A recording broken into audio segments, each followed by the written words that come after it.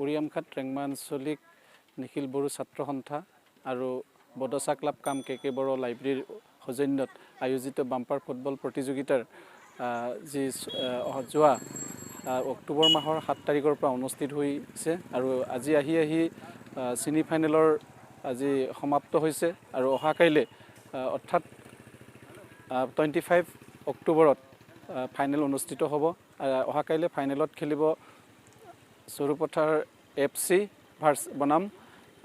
শিশুপানী আঞ্চলিক ফুটবল একাদশৰ মাজত আৰু এই খেলখন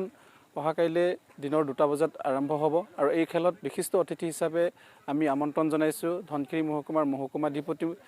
মহোদয় আৰু লগতে থাকিব আমাৰ সীমান্ত দণ্ডাধীশ মহোদয় আৰু 142 বেটেলিয়নৰ সেক্টৰ কমাণ্ডেণ্ট আৰু লগতে থাকিব আমাৰ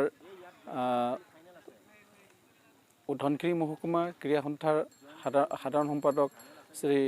প্ৰমালাহন ডাঙৰীয়া আৰু